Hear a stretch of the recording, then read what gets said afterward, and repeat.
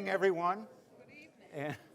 And welcome to the 31st Annual Samuel and Althea Strom Lectures in Jewish Studies.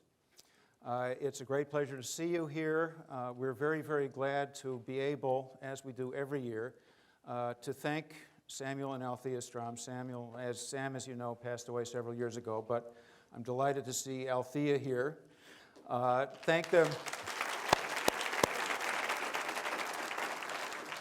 And thank them not just for their generosity, but for their far-seeing, faithful, long-standing, visionary generosity, because I don't know how many people, well over 30 years ago, could have imagined what a tremendous effect a lecture series like this could have on the communication of Jewish knowledge to this audience, the people in this community, to the people around the country and around the world who have been reading the many books, many award-winning and classical books that have come out of these lectures. This has been a tremendously, tremendously important and influential series, and it's just great to see all of you here for this year.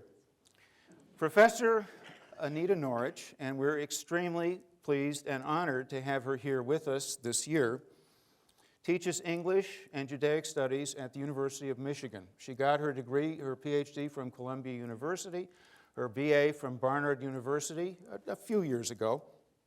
She's the new director of the Institute for Advanced Judaic Studies at the University of Michigan, a new institute and one that is bound to become, over the next few years, one of the most important centers for research on the Jewish people in the United States. This is an extremely, extremely important job. She has published on Yiddish and English culture in the United States between the wars, during and after World War II. And she has published on translation, particularly on translating the work of Isaac Bashevis Singer, but also translation more generally. Now here's an experience that I've had this quarter. Every spring I teach my course on the American Jewish community.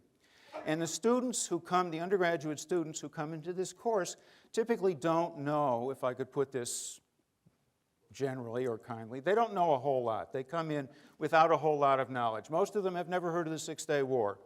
They don't know anything about the history of the Jewish people in this country. They don't know anything about the Jewish people's contributions in all sorts of ways to life in the United States. But they've all seen Fiddler on the Roof. That's what they know. Now, Fiddler on the Roof, we all know the story in some ways. There's the movie. And the movie came from the play. And the play, for those who are a little more sophisticated, we know, came from the stories about Tevye the dairyman by Shalom Aleichem. And for those who are even a little more sophisticated, they know that Shalom Aleichem didn't write these in English, but he wrote them in Yiddish. And so there's a whole series of translations here, what we think of as a translation from Yiddish to English, and then translations across various forms of presentation. But actually, what Professor Norwich will be showing us is that the process of translation is a lot more complicated than this. Those stories have been translated quite a number of times into English and, of course, many times into other languages as well. And you would think that translating something like that more than once would be sort of a pointless endeavor. I mean, once you've got a translation, you've got a translation, right? But actually, it doesn't work like that at all, because the translations that people do essentially are attempts to communicate, to transform, to translate the work of the original author into language that the audience will understand. Now, not just the English language, which is what comes to mind most obviously, of course, but the language of the particular time and place in which the reading will be done. The kind of translation that's appropriate in 1906 may be very different from the kind of translation that's appropriate in 2006, because we are different people than they were back then. We make different assumptions. We have different understandings of the culture of the writer and of our own culture. And so essentially, the stories of the different translations are essentially stories of how Jewish life has changed between the time the original stories were written and the situation we find ourselves in today. There's a very, very interesting story of social change to be told here, and Professor Norwich will be telling it. The topic of the lectures, the whole series, is Speaking in Tongues, Translating Yiddish in the 20th Century. The topic of tonight's talk, getting back to Fiddler on the Roof, is how Tevye learned to fiddle. It is a great honor and a great privilege to welcome here for the 31st Strom Lecture Series, Professor Anita Norwich.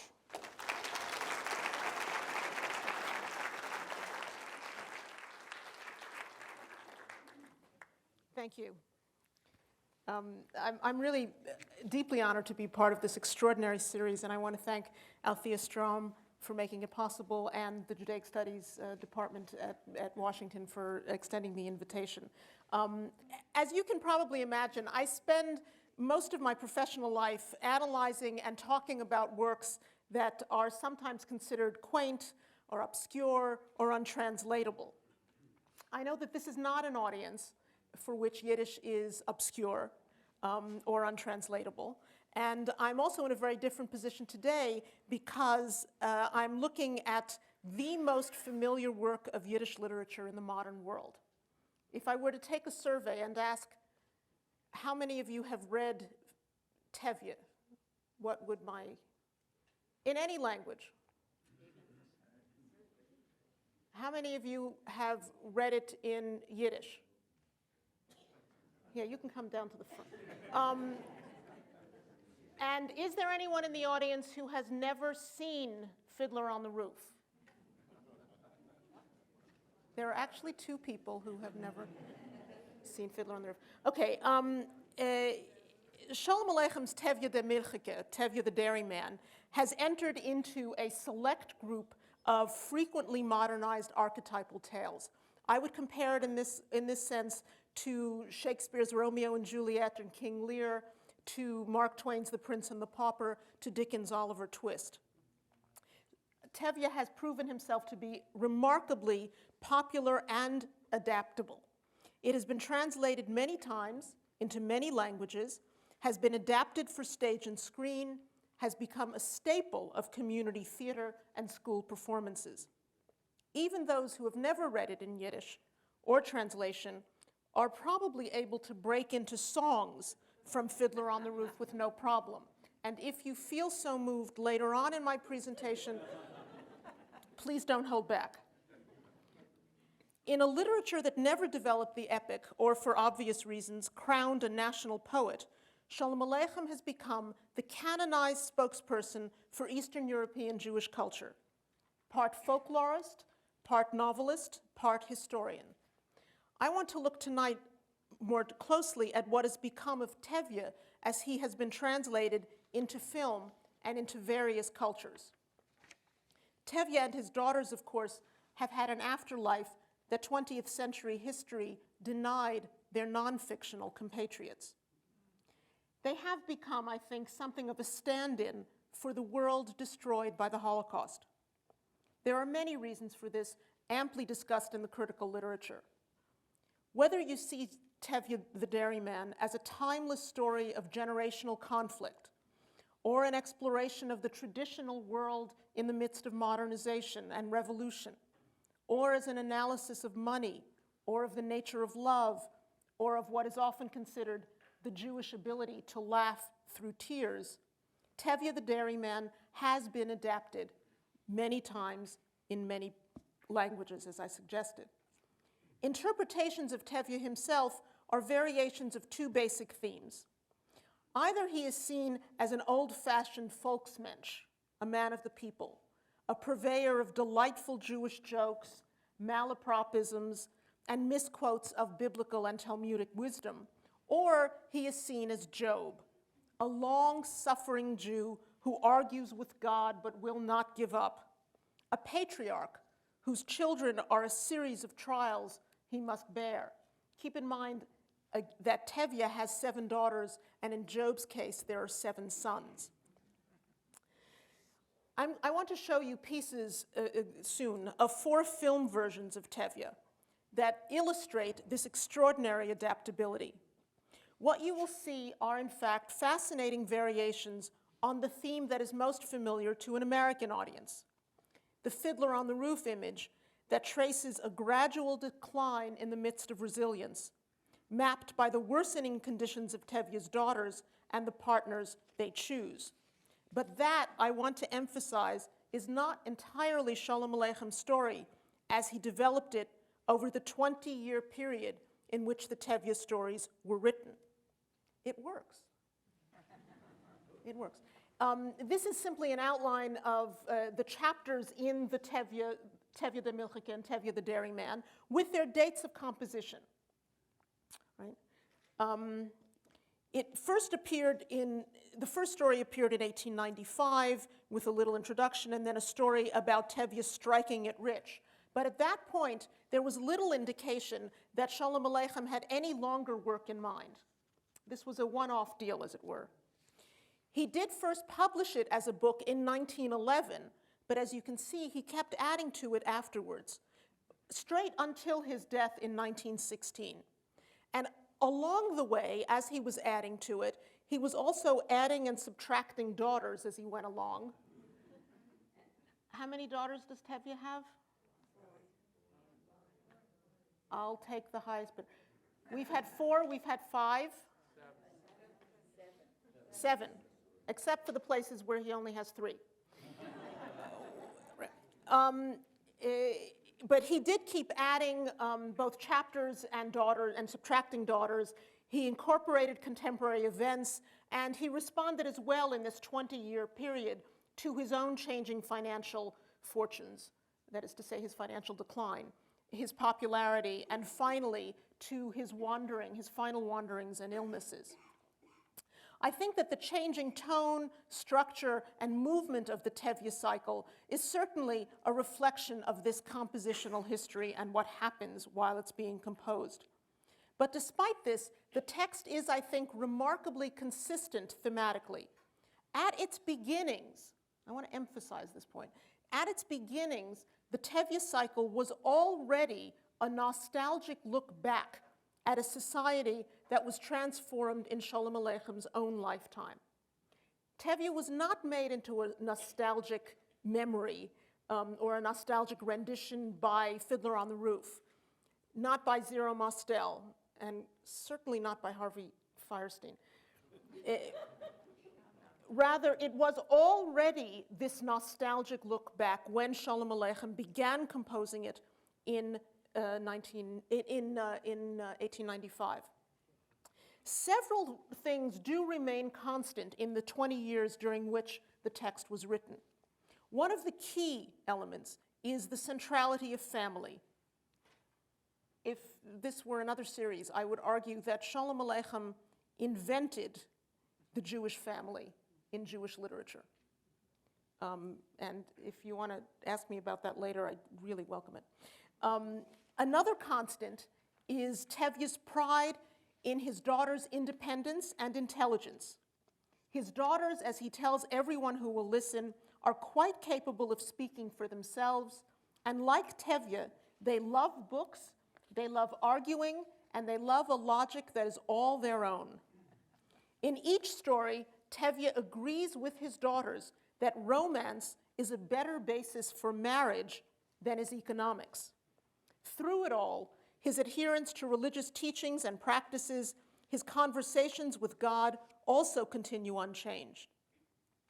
Shalom Aleicham's characteristic outrage at the injustices in his society is as persistent in this work as is Tevye's willingness, even eagerness, to accommodate to a changing world in which no dogma or received wisdom can remain intact. Dramatic renditions of Shalom Aleicham's work have focused on Chava, the daughter who marries a Christian. That's the one everyone always talks about.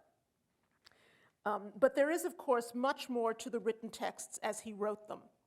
As I said, the story begins with Tevye getting a small fortune because of a good deed he does, and then blowing that small fortune because of a bad deal into which he enters with that other famous Shalom Aleichem Shlemazel, Menachem Mendel. The next 5 chapters are devoted to Tevye's children, to Tevye's daughters, straight down through there.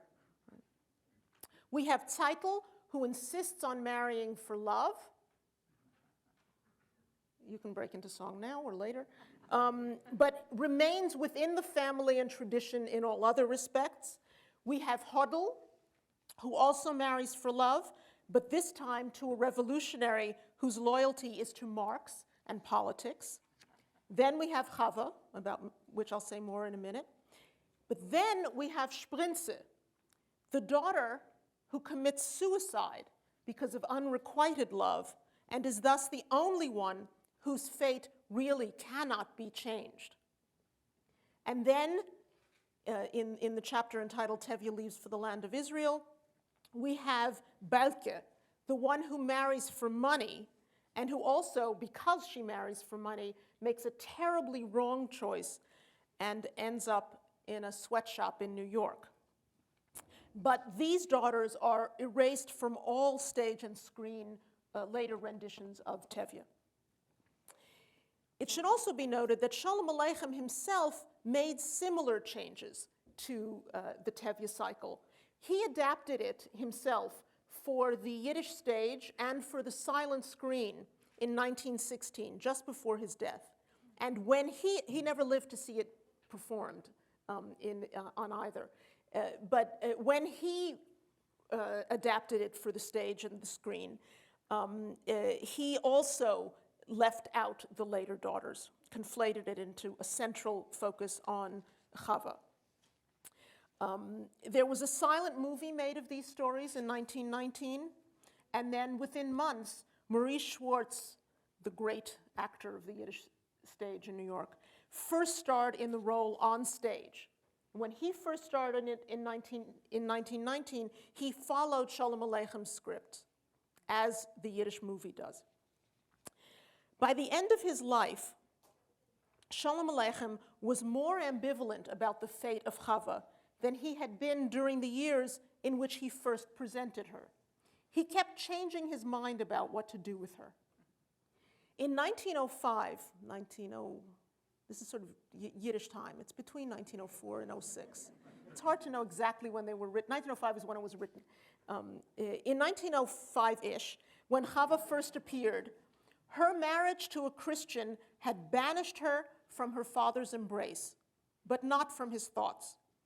A decade later, in the final years of Shalom Aleicham's life, Tevye addresses Shalom Aleichem and addresses the reader to ask about this beloved child Tevye. Was hat Tevye bedarf tun? Wie soll wollt ihr sich neue gewähnen? What should Tevye have done? How would you have behaved?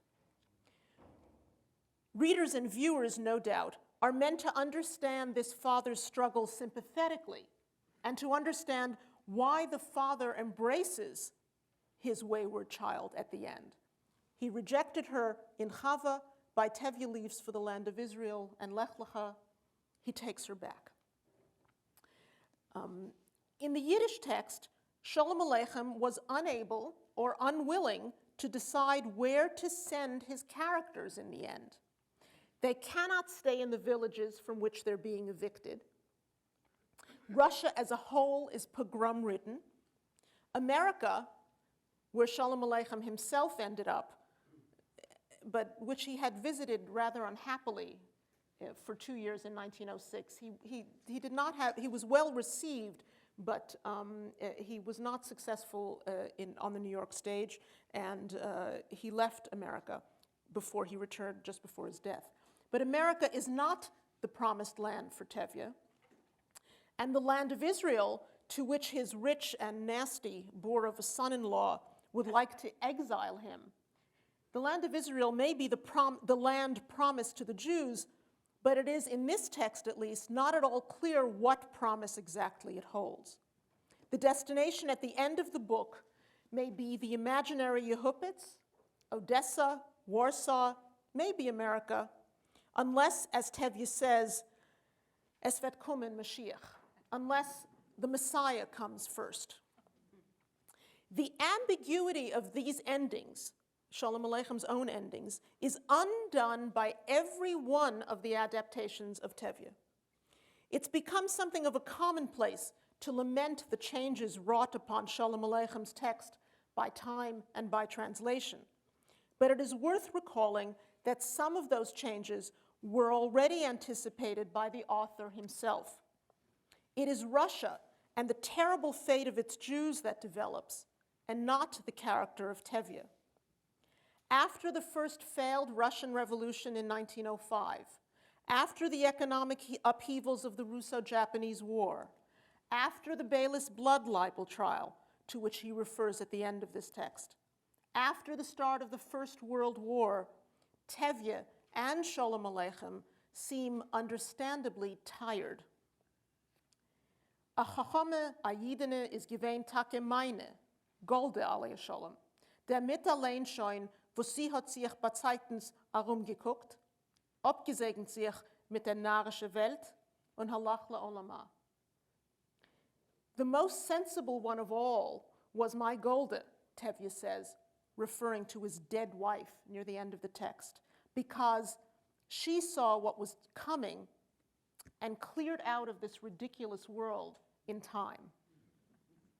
The imagined end, then, includes imprisonment in Siberia, poverty, geographic exile, or death.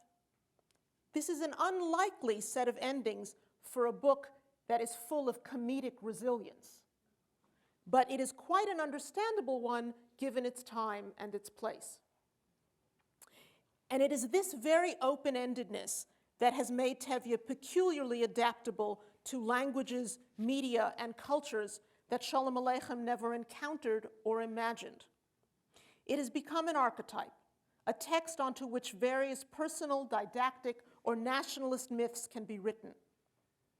Sometimes I ask my students when I teach this if they could imagine a film version of this under very different national and cultural circumstances. Right?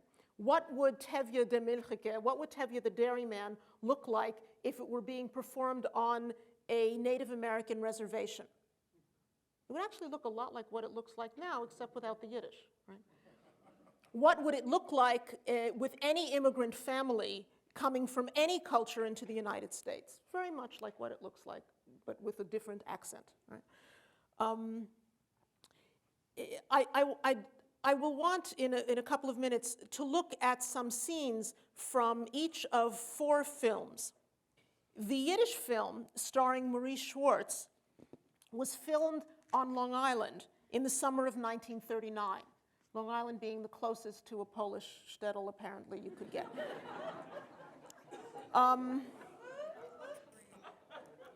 Several of the actors who starred in the Yiddish version of Tevye came from Poland to make the film, 1939. And some of them were unable to return home after the Nazis invaded Poland on September 1st. The film went a little beyond schedule. They were supposed to have left in August, and they couldn't go at all. This film is already a testimonial to those left behind. And you can see it if we had a closer, if we had a day on the Yiddish version, you can see the changes in the representations of the non-Jews, in the interactions between the Jews and the non-Jews, as the war news gets worse and worse and worse. The English film of Fiddler on the Roof appeared in 1971, but this is 7 years after the smash Broadway musical upon which it is based. The Hebrew film, called Tevye and His 7 Daughters, was released earlier in '68, but I'm showing it second because it was influenced by the Broadway smash hit of Tevye. So in conceptualization, it comes earlier. And then there is a really wild one in Russian called Lech Lecha, Get Thee Out.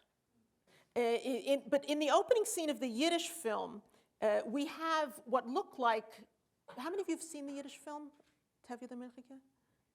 Okay. We have these pastoral scenes of the old country, but remember that the old country is Long Island here, right? But we have these pastoral scenes of the old country, and we have Goyish peasants, non-Jewish peasants, who speak Yiddish rather well, although with a really, really weird accent, which is put on in order to show that they're not Jews speaking Yiddish, but something else speaking Yiddish. You'll hear a bit of it later on, but nonetheless, there it is. The answer to the question, How Did Tevye Learn to Fiddle, was that he was taught by Marc Chagall.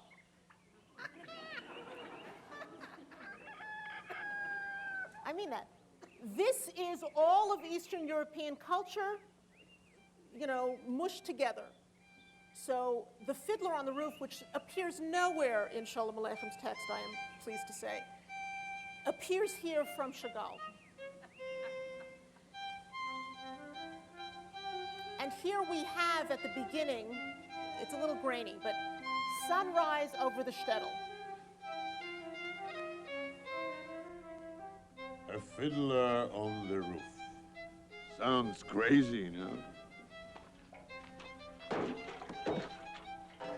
But here, in our little village of Anatevka, you might say every one of us is a fiddler on the roof, trying to scratch out a pleasant, simple tune without breaking his neck.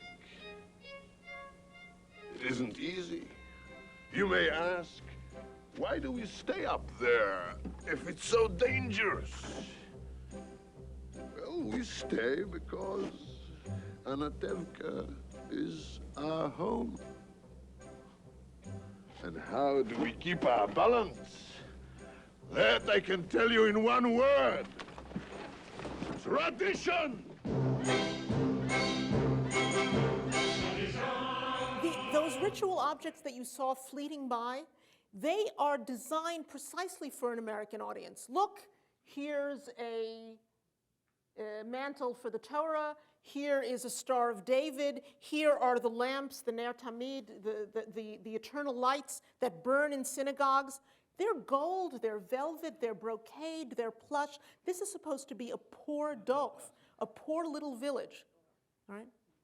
That's another key distinction between Sholem Aleichem's text and Fiddler, and most of these films, in fact. In Sholem Aleichem's text, Tevye lives in a dof. That means a village. He's the only Jew there. When he has Yotzeit, when he has an anniversary of death, he has to travel to find a quorum of 10 men to say Kaddish, to say the mourner's prayers, because they're not in his village. In Fiddler on the Roof, he's living on it's not Long Island anymore. He's living in a big city. Not a big city. He's living in a big town, and we'll see, hundreds and hundreds of Jews come to weddings and are expelled by pogroms. Right? This is the creation also of the American sense of the shtetl. Community, togetherness, en masse. All right.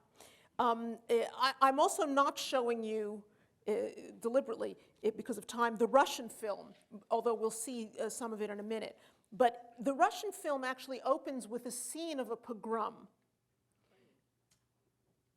and with the sounds of El Mele Rachamim, of the liturgical song of mourning. Right? We begin with this grainy picture, and we hear this mourning song, and we see very graphic and quite horrifying scenes of a pogrom. But it's a pogrom that hasn't yet happened in the film. It's a foreshadowing of what will come. So we're framed by this sense of anti-Semitism, which the Russian filmmakers in 1991 are comparing to the bad old Tsarist days. Remember, this is after Perestroika. This is after the Berlin Wall has come down. And there is an attempt in the no longer Soviet Union, there's an attempt in Russia to define a nationalist ethos that is not solely anti-Semitic. Well, there is an attempt by some. Sometimes when I say this, there are people who object. Well, we'll see if you do. All right. Now, I want to show you four scenes from each of the four movies, the scenes that come just after Chava has married. Can we play it? This is the Yiddish one.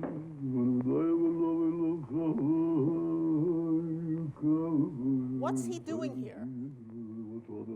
He's making Havdalah. He's ending the Sabbath. And he's saying the prayer at the end of the Sabbath, which is also in the Yiddish film in 1939 in Long Island, designed for an American Jewish audience. Remember this, folks? It was Havdalah when you used to do it. No. Haben wir schon mit einer Rabbinische Leute meistens zerrechnet. Herr, mir meins, denn ich ihm seins. Quitt. Als Kinder kennen wir doch nicht mit unseren eigenen Geschäften. Also wenn Pussig steht, ich schläfe vor euch. Nicht du mehr habe. Gestorben habe. Chava has died. Also ich hem nutzen oder ich hem lukach. Also ich muss mir sagen, wo da nimmst. Jetzt könnt ihr weinen. Aber nicht Tevye, Blut, Tevye Windpflicht. Tevye ist nicht kein Jeder. Alpideen darf nicht ersetzen Schippe. Actually, that's not true. Aber nicht mehr wie auf einen Schuh. And that is completely not true. There is no precedent for sitting Shiva for 1 hour after the Sabbath. There's no religious precedent for this. This is a made-up thing. She's not really dead, she's kind of dead. She's dead enough to sit Shiva for, but not for a week. It's a dramatic sitting, not a ritualistic one. We zeiden gaat eten. We gaan eten dat we nog Kaddish. We gaan eten dat we nog Jood zijn. Doe nog een jaar geen Kaddish en doe nog een jaar geen Jood zijn. Doe nog hebben en je zoeken en je fokken. Als elke kinder tun wir nicht an Mannen, nicht zum Gieten und nicht zum Wesen. So je zoeken en je fokken. Je hebt ons met elkaar. De jongen gaan we zo niet de mond verwerken. Je hebt. Gestorben. Hoe kämen we naar Welt nicht über?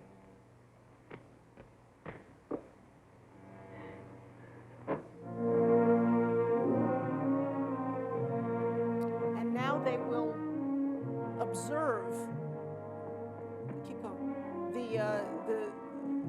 the rituals of mourning.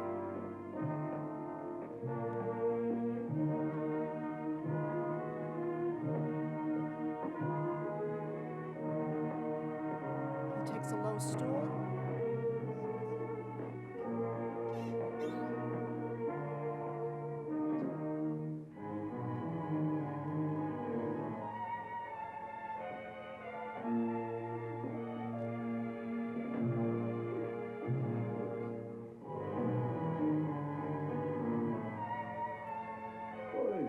And he takes off his shoes.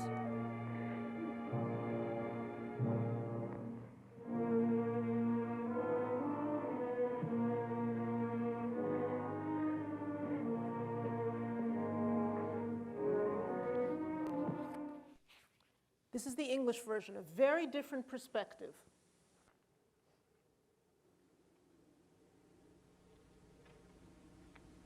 There's no sitting Shiva in the English version. Papa, stop! At least listen to me. Papa, I beg you to accept us.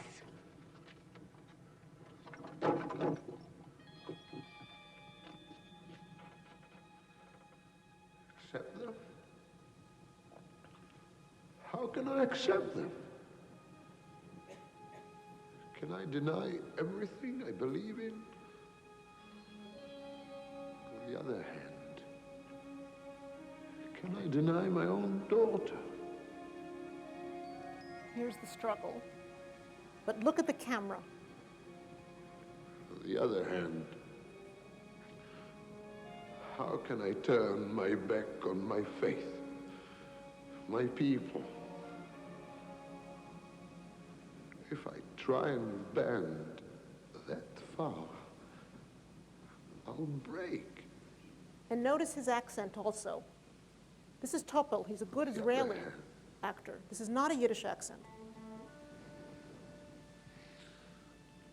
No. There is no other hand. No! Papa! No! No! No! But the camera leaves us with her. That as much as we may sympathize with his struggle, she is the one who is bowed in mourning. And our empathy is directed at hers. This is the Hebrew version. I should have said that it had subtitles in English and French, but it was overtitled in Russian as Israeli society changed. So I will simultaneously translate.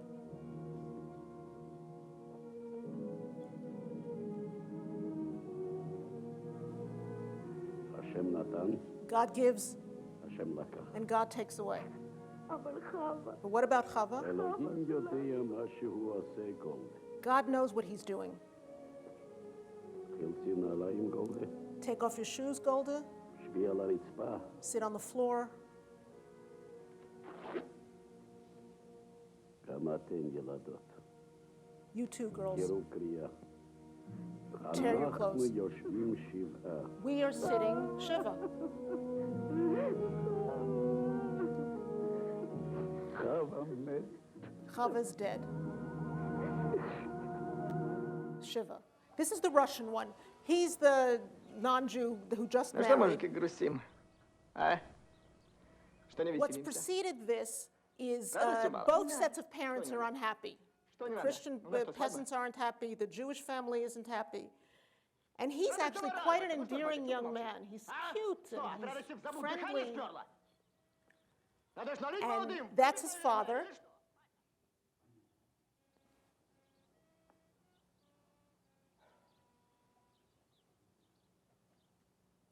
Ну чё, мужики? Who was the first to accept them. We're one family. This is the Russian myth of the early 1990s. Let us make ourselves one family.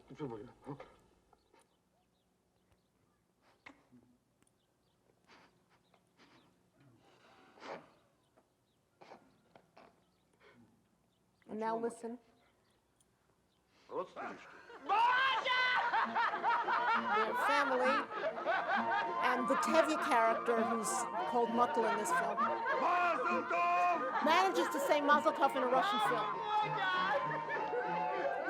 This is not nothing. And then there is reconciliation, and then there's a celebration. Listen, the only Yiddish in the film.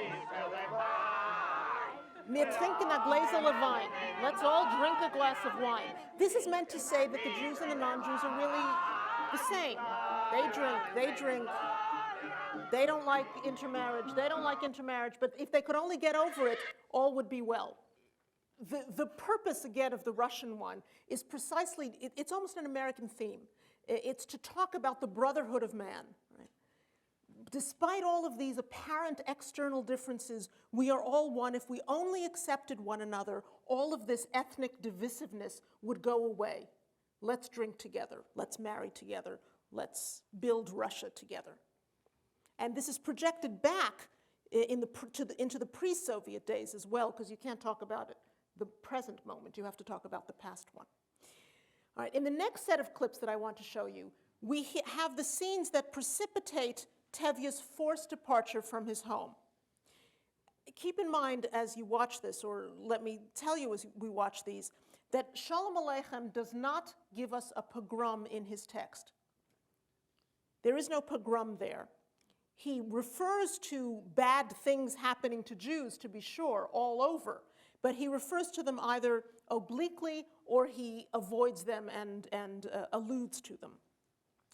Only the Yiddish film of these four films keeps us from seeing a pogrom scene. That is, the Yiddish film also spares us the pogrom scene. But every other film post-Holocaust shows us a pogrom scene. Listen to the language.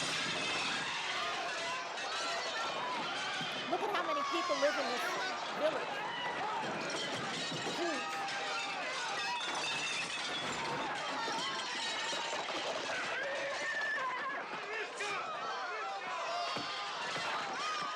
Jews.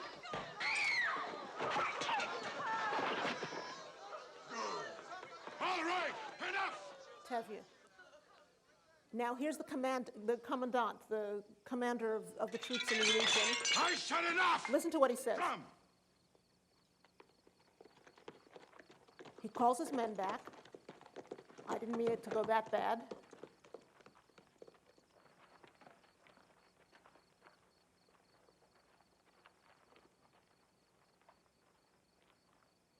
Orders are orders. Orders are orders. Where have you heard that before?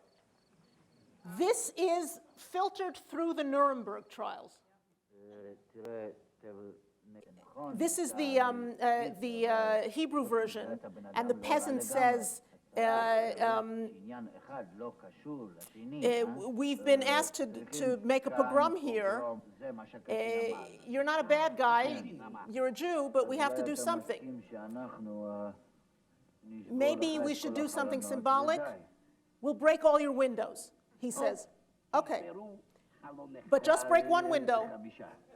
No, we're going to break 5. But I only have 4. Okay, so then we'll break 2. We're going to break 2 windows and go. And then Tevye says to Golda and the girls, leave, get out of the house. Our friends here need to make a pogrom.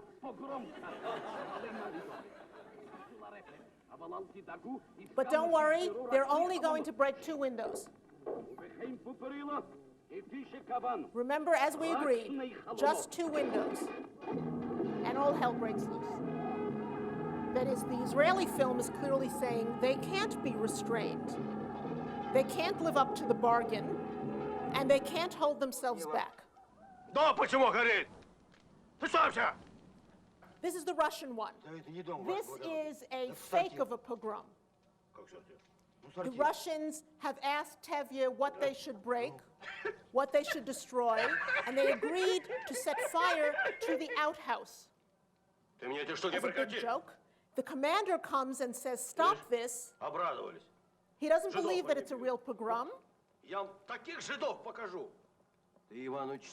A pogrom, the problem with the Jewish pogrom is that it is lawless, and the authorities will not like lawlessness in my district. So, tell them that people tried to make a pogrom, but I stopped it. Right? That is, this is all a staging of a pogrom in the staging of a shtetl.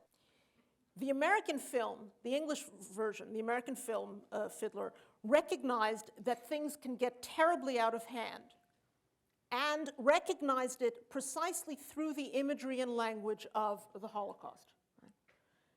In the Israeli view of this pogrom, there is utter mayhem that no one is willing or able to stop.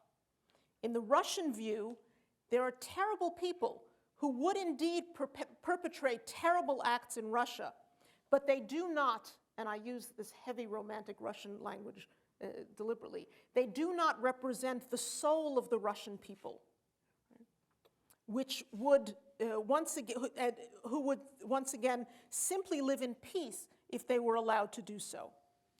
The Yiddish film doesn't much care about the characters of the non-Jews. What matters is that Tevye is being expelled.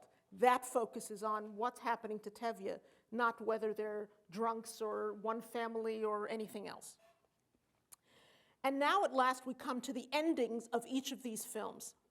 And once again, I ask you to keep in mind the intended or imagined audience as we view these clips. In Yiddish, in 1939, an American Jewish audience has Chava returning home. Golda is dead, and it's not clear where they will be going in the end. But Chava has just come back and says, I never really left.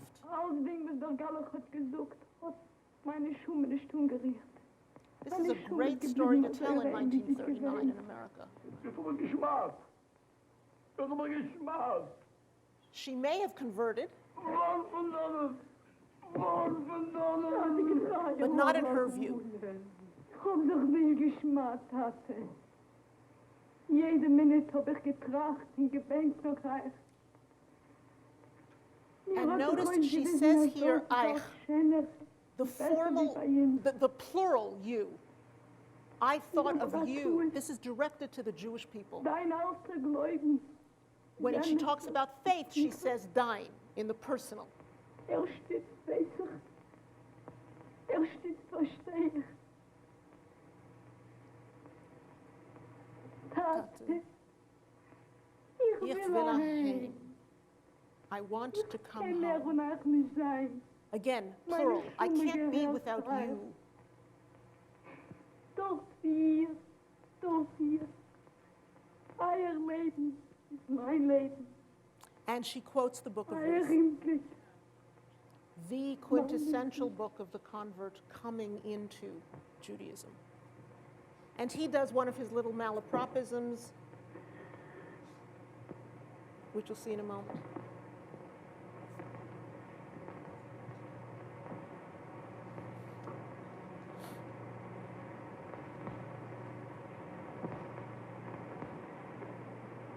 Unser Leben ist ihr Leben und unser Blick ist ihr Blick. Obwohl ich Hakeratus in der Sunge der Elike Megille, das hat doch Megille, das hat doch Schinkeles, das hat. In Keles, a mir mehr. Unser Gott ist ihr Gott. Ruth. Und das ist Luschen. Und da soll doch werden, Tevye ist Hecht. Tevye ist Hecht.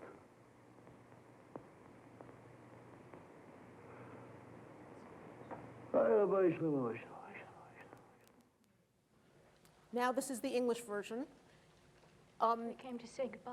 In 1971, you can't kill off Golda in an American Jewish film. So she's still here, We're also leaving this place. and she's going to America. We're going to Krakow. Chava and We her cannot husband stay are going among to people who Krakow. can do such things to others. We cannot live among people who can do such things to others. We wanted you to know that.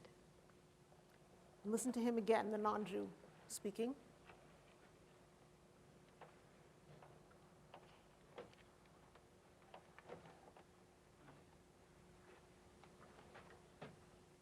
Some are driven away by edicts, others by silence. The accusation of silence.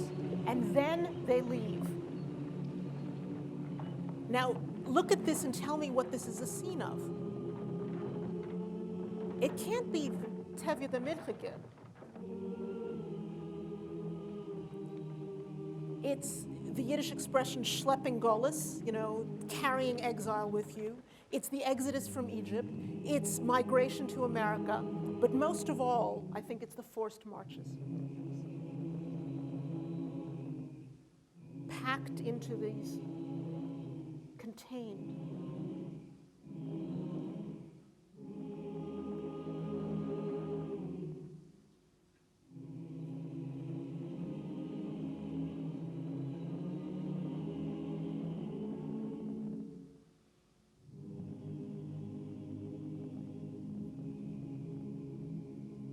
They pray together for the last time. And notice how they go off in all the directions of the compass.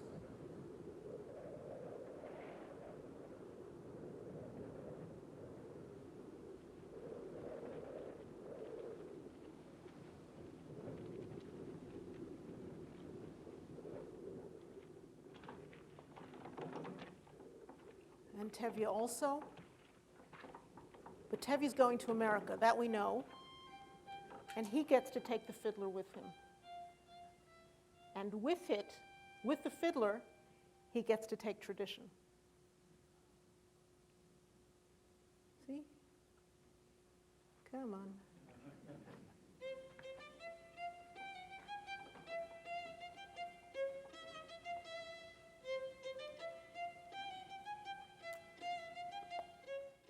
Now, the Hebrew one is actually hysterical.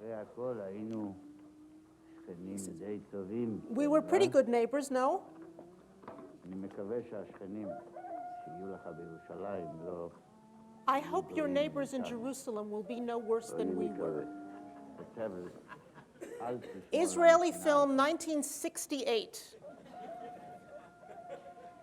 Anybody miss this point? Right? תודה.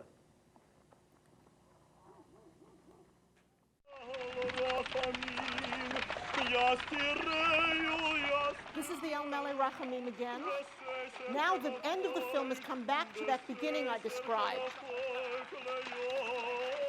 And all of them, Tevye's in the middle, all of them are expecting, watching for, and getting the advance of outside agitators. You can take these as the Black Hundreds who ran amok at the beginning of the century when Shalom Aleichem was still in Russia. You can take it as anti-Semites during the Soviet period or in the just post-Soviet period. But they come from outside. And the official who said, you know, we need order here, is angry that there are outside agitators entering. But his friends and non-Jewish relatives, the Machatonim, drag him away to safety.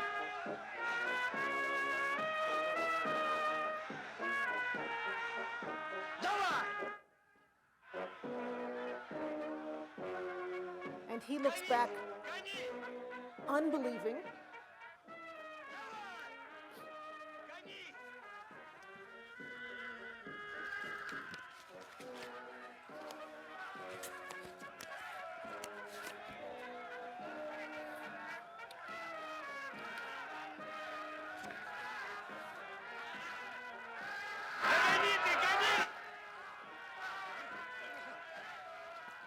But he will not run. He'll stand and fight.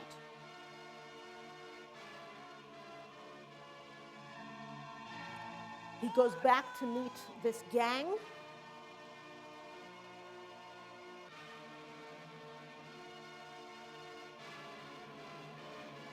This is not the stereotypical image of the Jew in Eastern Europe, and it's meant precisely to counter that image. He stands and fights, and the Russians come and join him.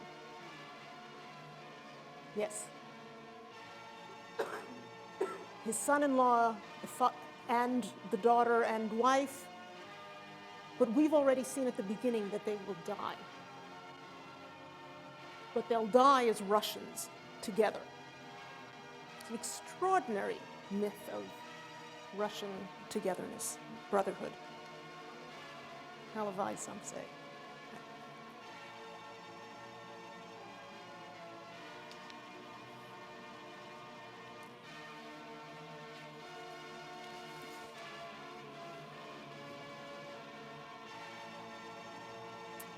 Each of these cameras, all four of them, is recreating the past rather than recording it. And it's aware, I emphasize this because they're making their own stories of the past in order to say something about the present.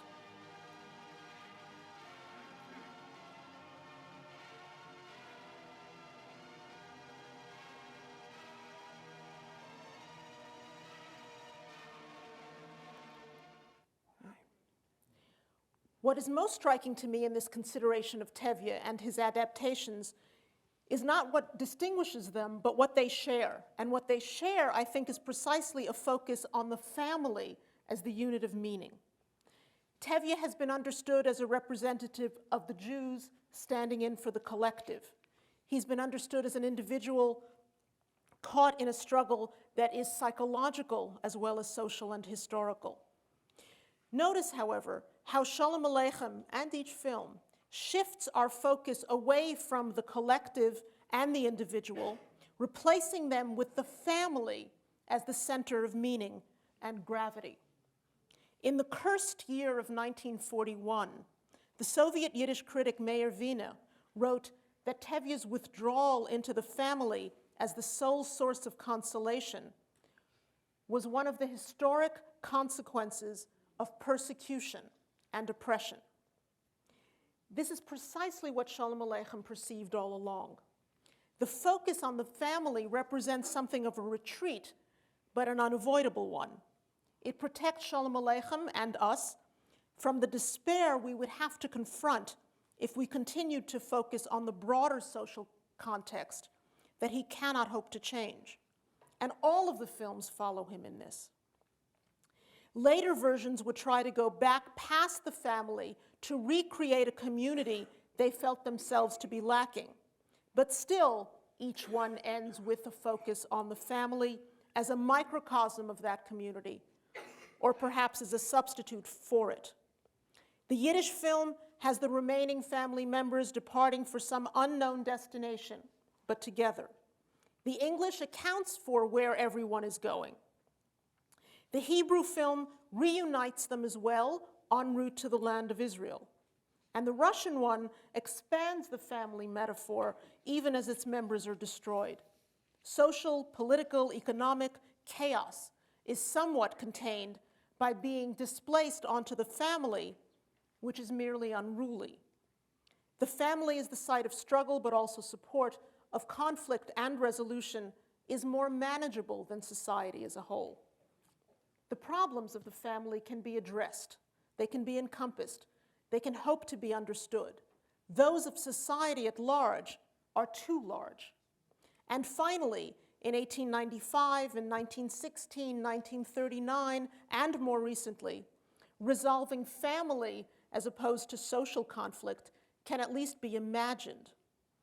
In the end, then, Shalom Aleichem does envision a welcoming destination for us. In various ways, we've been following him there for over a century. Thank you.